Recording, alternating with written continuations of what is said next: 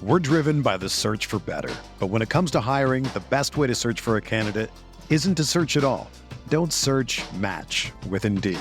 Indeed is your matching and hiring platform with over 350 million global monthly visitors, according to Indeed data, and a matching engine that helps you find quality candidates fast. Ditch the busy work. Use Indeed for scheduling, screening, and messaging so you can connect with candidates faster. Leveraging over 140 million qualifications and preferences every day, Indeed's matching engine is constantly learning from your preferences, so the more you use Indeed, the better it gets. Join more than 3.5 million businesses worldwide that use Indeed to hire great talent fast. And listeners of this show will get a $75 sponsored job credit to get your jobs more visibility at Indeed.com/Blue Wire. Just go to Indeed.com/Blue Wire right now and support our show by saying that you heard about Indeed on this podcast. That's Indeed.com/Blue Wire. Terms and conditions apply. Need to hire? You need Indeed. If you guys are not registered to vote, or you just need more info on how to vote and making sure your vote counts, go to sendthevote.com. It's a free bipartisan website. It's not left or right. It's just about making sure that you guys vote and your vote is counted. You can also text NELK to 33022. That's going to be the same as going to sendthevote.com. You're just going to get a text with all the info in your area on how to vote. And like I said, making sure your vote is counted. Play the intro.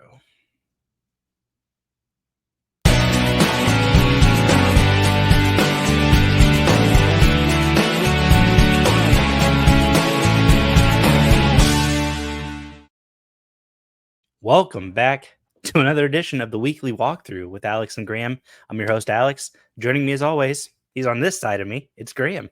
Graham, welcome back. Well, thanks for having me again. I'm happy to be here to talk some MAC football and help you out figuring out which way to point. Well, it's one of those kind of weird reverse camera angles. It's all technological and it's stuff above our pay grade, that's for sure.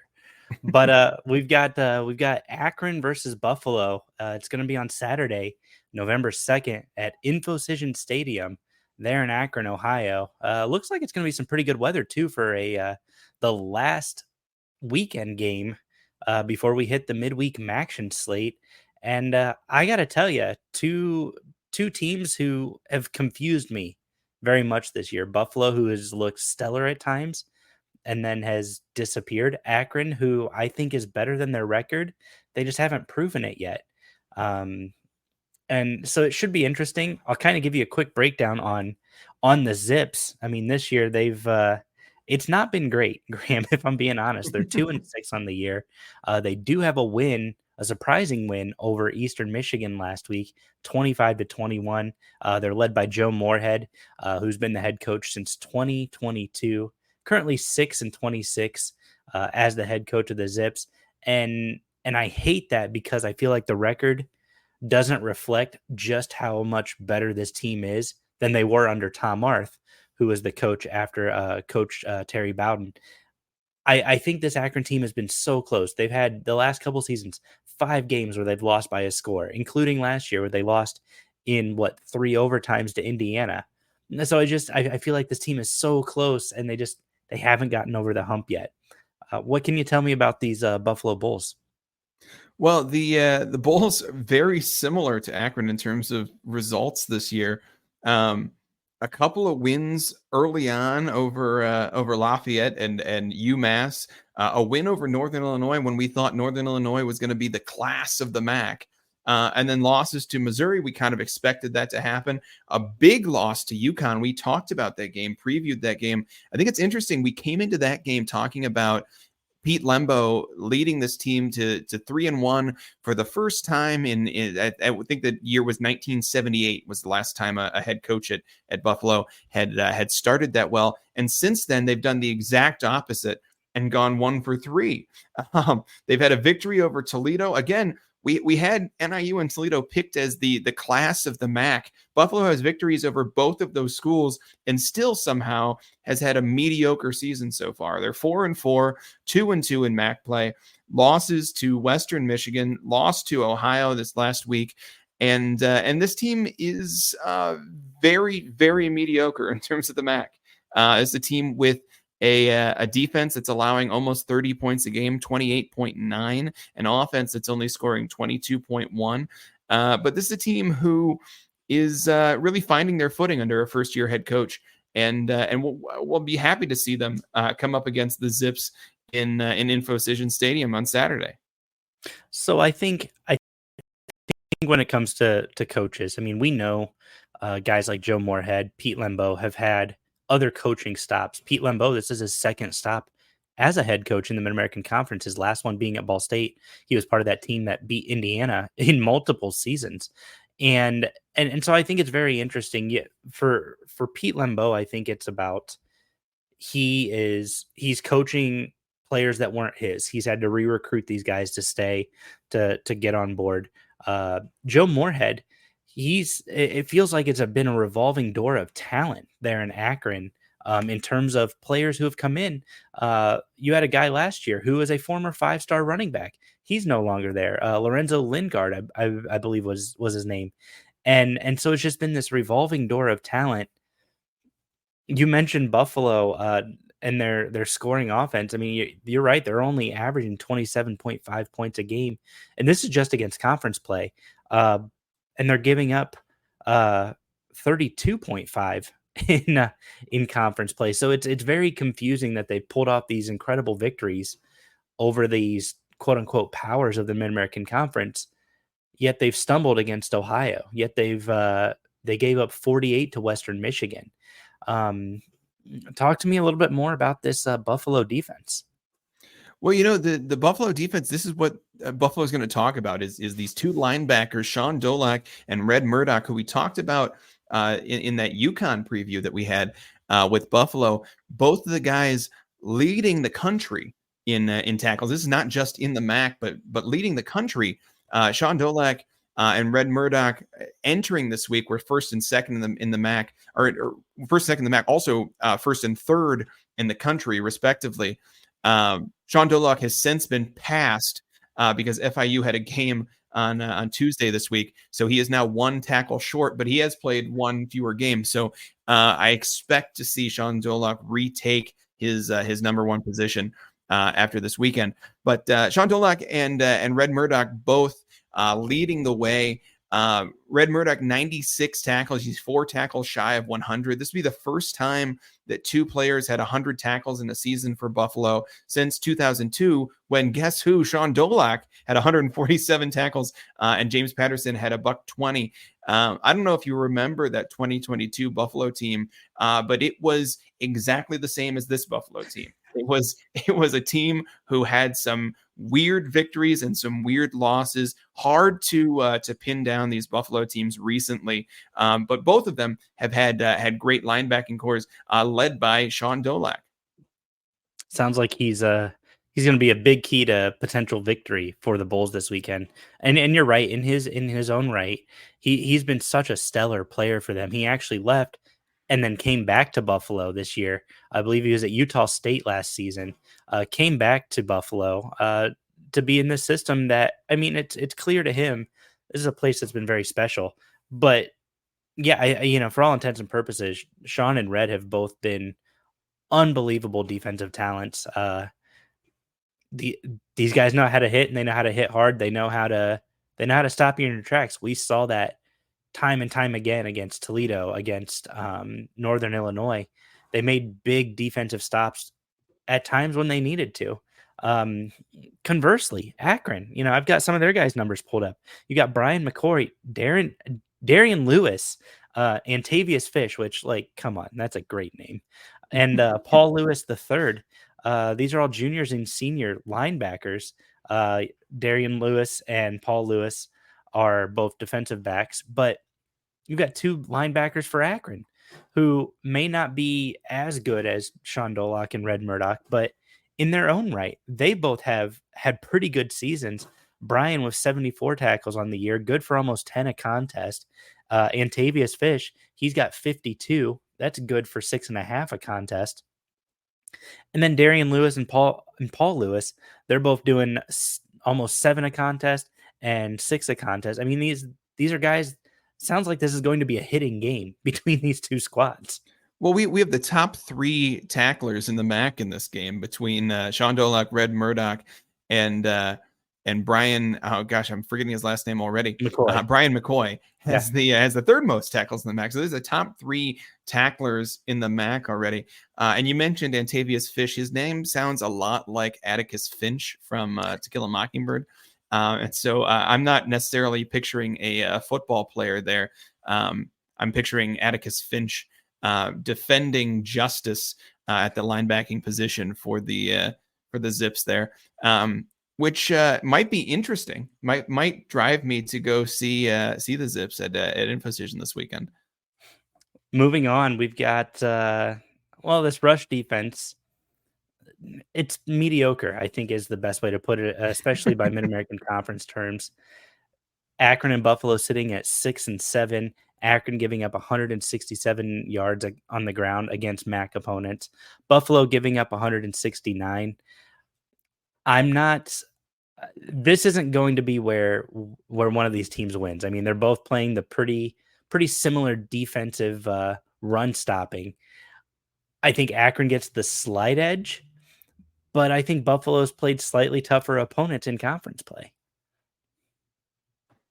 Well, it's interesting because this is a matchup between teams who both have kind of been ineffable so far this season. Teams where you're right, we expected a lot of Joe Moorhead. We expected a lot, especially of his offense coming into this Akron team, and we expect a lot from Pete Lembo. For these Buffalo Bulls. Buffalo, not that long ago, was the class of the conference in terms of strength within their football program. Recently, not so great. And both of these teams have looked a little bit off when it comes to defense. You're right. This Buffalo defense does look better on paper. We talk about a defense who's allowing 28.9 points per game, and somehow that's the better defense coming in on Saturday. Compared to Akron's 35.4. Buffalo allowing 403.3 yards overall on defense. Somehow that's better than Akron's 424.9. 240 passing yards allowed. That is somehow worse than Akron's 239.5. I mean, this is the kind of thing that we talk about on these defenses. Rushing yards, I'll throw it out there. It's not that important a stat, but Buffalo's allowing $163, Akron $185.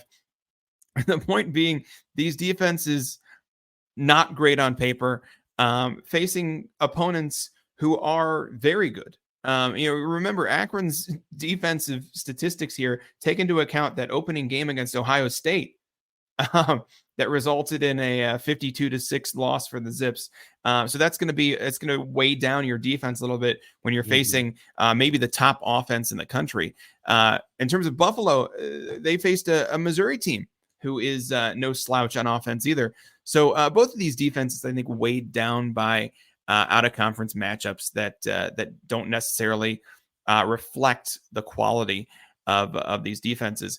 But Alex, let's talk about the offense, because I think when we talk about the way that Sean Dolac and Red Murdoch lead both the conference and the nation in tackles as a linebacking duo, it makes the Buffalo defense sound formidable. And we present these numbers, and it's just not. But what's interesting here is might be these offenses also not necessarily known for being, high scoring, high powered offenses, but it might come down to whose offense can perform better on Saturday. What do the Zips have going? Well, the Zips have they've gotten off to hot starts against conference opponents. Just last week, Akron went up big on Eastern Michigan. Eastern Michigan clawed back into that thing. Akron ended up winning it on a late score. But against Western Michigan, I'm pulling up this box score right now. Akron went up 17-0 on Western Michigan. So, for all intents and purposes, for everything that Akron doesn't do well, they went up 17-0 against Western Michigan. Western Michigan stormed back. Got some weather delay things going on. Stormed back, ended up winning that one 34-24. But this is an Akron offense who they're capable of scoring up front. They really seem to taper off in the third and fourth quarter. And, some people might say, that's just because the offense isn't good. I think maybe it could be a conditioning thing. You look at this offense, try to do anything, and they're just exhausted. But I think Akron has a slight advantage in the passing game in quarterback Ben Finley. He's the junior quarterback. He's passing for almost 230 yards a game against MAC opponents. And his kryptonite right now is his interceptions. He's got 2 passing touchdowns to 4 picks. CJ Ogbonna has done a great job. He's got 5 touchdowns to 1 pick, and he's throwing for only 200 a game against MAC opponents. 40-yard difference, or 30-yard difference rather.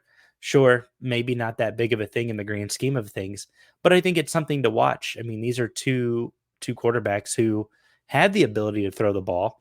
It's going to be whether or not Ben Finley turns it over or if he can turn those into scores for the Zips. Yeah, you talked about CJ Ogbonna. It's kind of the tale of 2 quarterbacks here. It's a Ben Finley who is very talented, a guy who can come out and really take over the game through the air, but has been very turnover happy, turning the ball over, throwing picks that way. CJ Ogbonna doesn't throw for as many yards, but certainly very careful with the football, only turning it over twice compared to 8 touchdowns.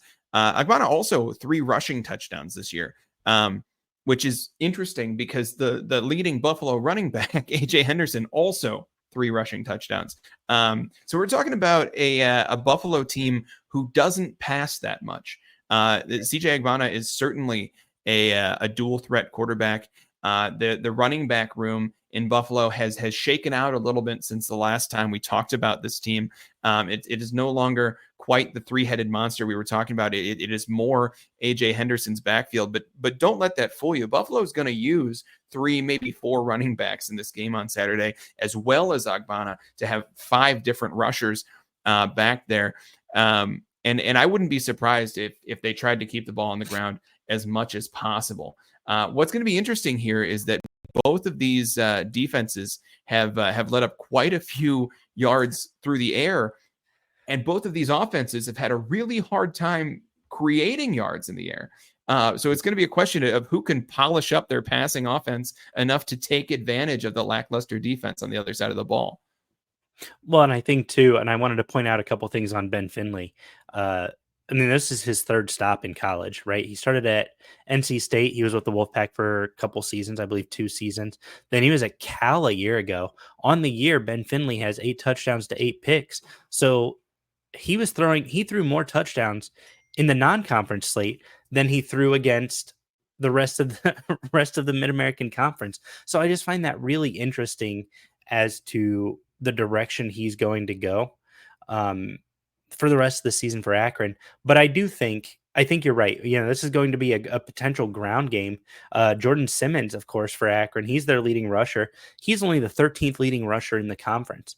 That means there are all 12 schools have a potential representative, plus 1 more running back at one of those schools. This is not going to be Akron's strength at all. Akron has to hope and pray that they can take advantage of Buffalo, who is allowing 84% scoring in the red zone. But then I pull up that number and I look at Akron, they're allowing 100% scoring in the red zone. Like, this is going to be a game of which defense can make one stop at the right time, I think, and no disrespect to Coach Pete Lembeau, Coach Joe Moorhead, but I think this is going to be that kind of game that says, who's got the one defensive play squirreled away for a rainy day? Today's that rainy day. Let's pull that thing out and let's use it. I think that's interesting. These are wildly volatile teams is the best way to describe them. We've seen this. Akron, you mentioned they went up 17-0 on Western Michigan. They came out and they dominated that first quarter and even a little bit into the second quarter. And then suddenly they went to sleep. This is an Akron team who, for the rest of the game, 3 more quarters of football, found the end zone only once, and their defense went ahead and allowed Western Michigan to score 34 straight points.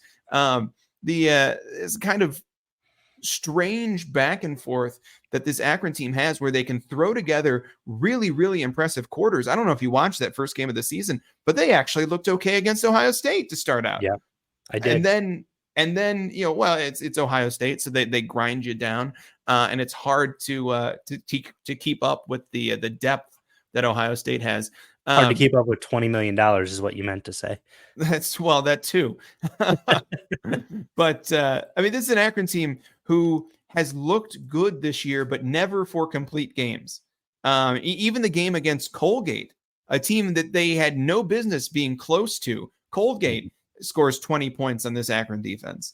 We also talk about a victory over Eastern Michigan this last week, and we talk about it as a surprising victory. It shouldn't be.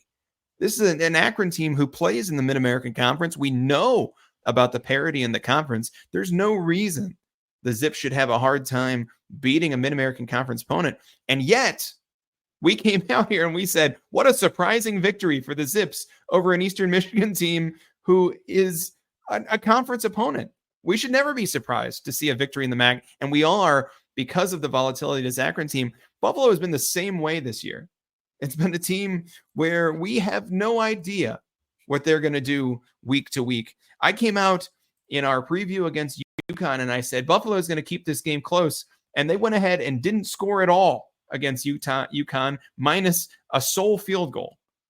Yeah. Not only that, but their vaunted defense. We talked about the vaunted Buffalo Bulls defense allowed 47 points from a UConn team that regularly makes appearances in ESPN's bottom 10 article. This is the kind of play from a Buffalo team. It's inexplicable. They have a victory over a top 25 Northern Illinois. We can argue about whether Northern Illinois deserved the top 25 ranking at the time, but they have a victory over a top 25 Northern Illinois team. They have a victory over a Toledo team who beat Mississippi State this year. They beat up on Louisiana Lafayette early on. They beat up on UMass. That's a team who looked so strong for the first 4 or 5 weeks of the season, 6 weeks of the season, and then has gone to sleep these past 2 weeks against Western Michigan and Ohio. It's hard to tell what's going to come out this week. I have to think one of these offenses is going to step up. And I think you're right. I don't think one of these offenses is going to step up the whole game. One of these offenses is going to step up for a quarter, for a drive, for something that puts them in the red zone. And we know these defenses like to let up scores in the red zone. So it's going to come down to who can perform in their spots.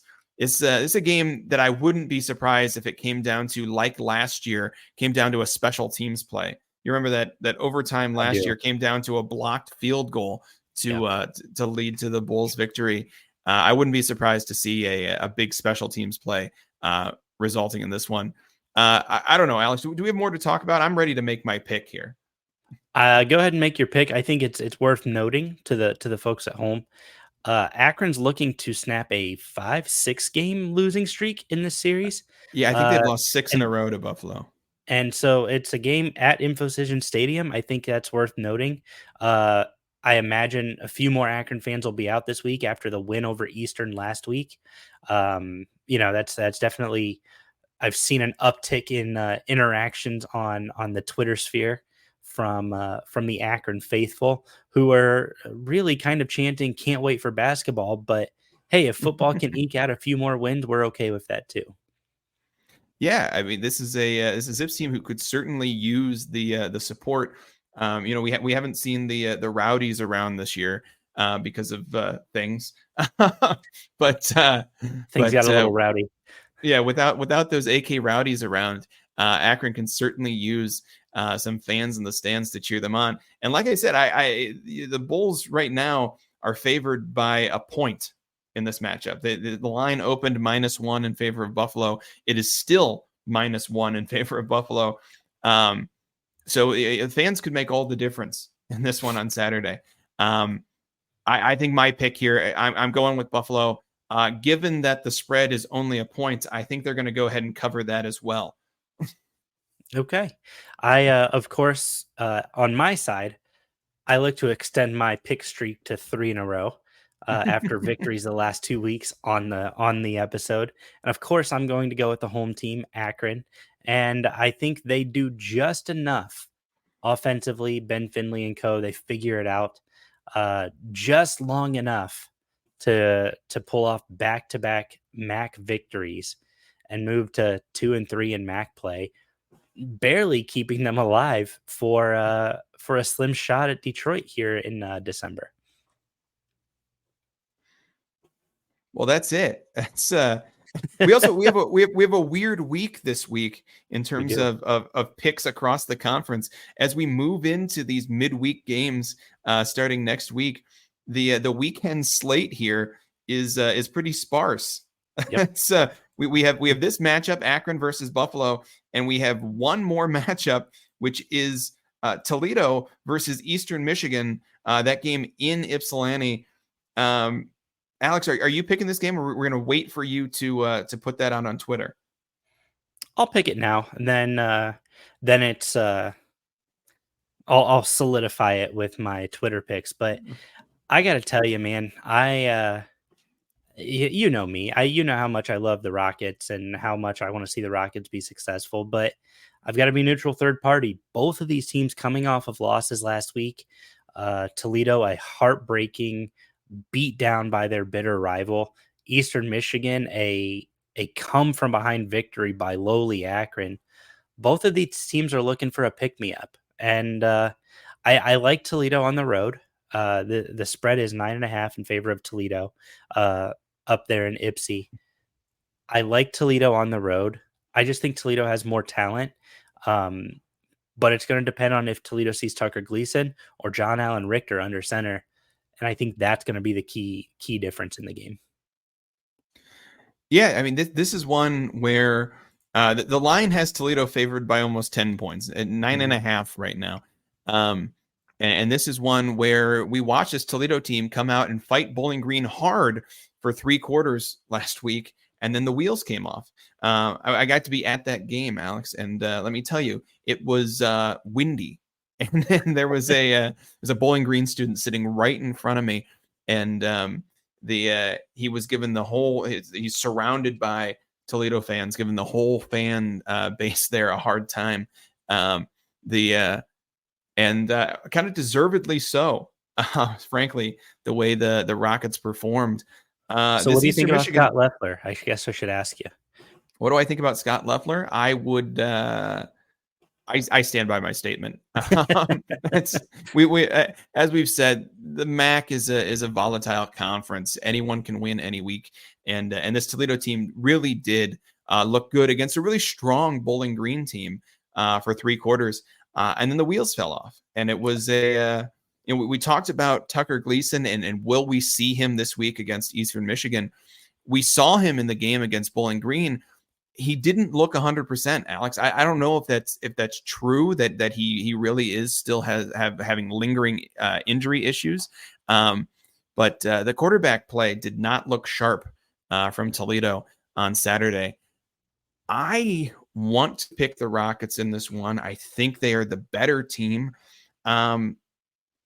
I'm going to go Eastern Michigan this time. Wow. I think the quarterback play from Toledo has been shaky enough that I'm not confident that whoever is under center is going to be prepared for an Eastern Michigan team who was really looking good until they dropped the game last week to Akron. This game is at home for Eastern. And despite my Rocket fandom, I think this is an EMU victory. You guys heard it. Just 2 games this week. Eastern Michigan, Toledo, and then the one that we just picked, Akron versus Buffalo. Both of them, I'm excited to see what happens in both of these games. A lot of things on the horizon with them. And then election night, midweek Maction kicks off. I think, the country will be changed forever by the results of midweek Maction. Certainly not by the result of the election. And looking forward to welcoming that back. It's hard to believe we've got just 4 weeks left of college football after this weekend. And we're turning the calendar to November. So thank you guys so much for joining us. Before you go, make sure you guys download the Varsity app presented by Lairfield. It's available on all app stores out there, Apple, Google, wherever you may download your mobile apps. It's a free app to download. You guys can listen to hundreds of college-based, college-focused podcasts, such as myself, Sicko's Committee, a group of 5 guys, many others out there that are available for free to access, to listen to save in your favorites. You can also listen to any of the calls all throughout the conference, not just for football, but for basketball, baseball, softball, whatever it may be. If it's your favorite sport in your favorite conference, the Varsity app has it available. Again, it's a free app to download. Make sure you guys check that out today. Download it, listen, save this podcast as one of your favorites, and continue to listen and support the show. Yeah, check out that Varsity app and check out, we got 2 MAC games on Tuesday. And what I can tell you about those is that they will actually be results for those games on Tuesday night. If you guys missed it, I did put up my how does your Maction team do on election night, dating back to 2000. So we've got the general election, you've got the midterm elections, then of course you've got the presidential elections. If you guys want to go check that out, that's available on Twitter via my Google Doc that I posted with results for each MAC school that are currently in the Mid-American Conference, not former members, not future members, but each MAC school who's in the Mid-American Conference. Toledo has played the most on election night, not necessarily presidential elections, but they've played the most on election night. They've played 10 games.